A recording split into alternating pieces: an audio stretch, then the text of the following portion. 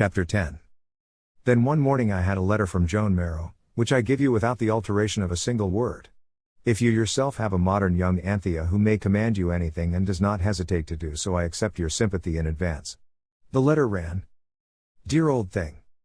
Do be an angel and do one or two little things for me. I'd rather ask you than anybody else because you're the kindest person I know. If you're too busy, of course you'll say so straight out. But what I want first of all is for you to get me the addresses of a few nice small houses or convenient flats. In course of time I had recovered my breath. This, remember, was in 1919. It was not the crown jewels her ladyship wanted, merely a nice small house, not the sun, moon and stars, only a convenient flat. I think my nerves might be spared shocks of this kind at my time of life.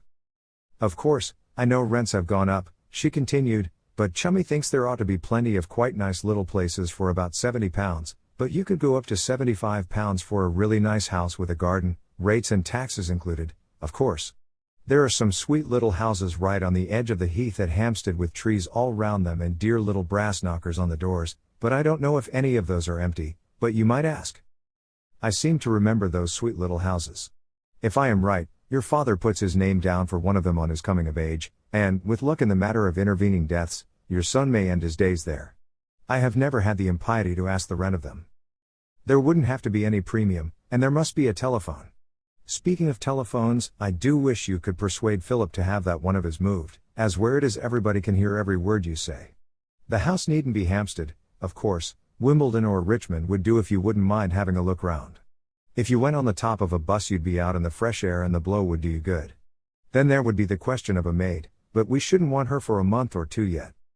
At this point a little fanning with the letter refreshed me considerably.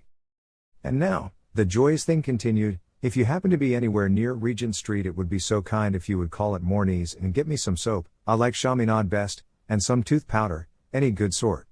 I know how busy you are, but it is so difficult to get things here. I tried to get some petrol Han the other day, but they'd never heard of it.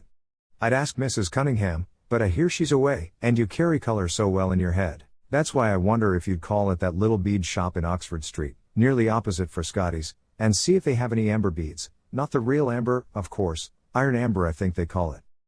Chummy wants me to have some because of my hair. Not the huge ones, please, but from about the size of a pea to as big as a marble. Or a 7.65 millimeters. Bullet, I murmured to myself. The weather here is lovely and we're out all day long and I do wish you were here. But my bathing costume is a perfect rag. I hate the skirted ones and always wear a plain club one, either navy blue or black, but I'm afraid it won't run to a silk one, though you might ask the price. And now here's something that isn't for me at all. You know Hamleys, either in Regent Street or Holborn, but they have a better selection in Regent Street. The boys want 2 pairs of water wings, and they better be of different colors or they'll get them mixed up and be always quarreling. And oh, Chummy says it's awful neck, seeing he doesn't know you, but there are some pipes, Captainide they're called, and you get them at Loewe's in the Haymarket. There are 2 sizes, and he would like the smaller size, 2 of them, please. You can add them to my bill as they're my present to him and he's giving me the beads, and he'd better have some tobacco for the pipes. His number at Dunhill's is 06369. A pipe is better for him than cigarettes, though I allow him 6 cigarettes a day and you can only get Gaspers here. Any nice kind would do as long as they're Turkish. Thanks so much. How is the novel getting on? We're both so looking forward to reading it. Is it a love story? I do hope it is, as I'm sure you'd do that so beautifully. Do be a pet about the house.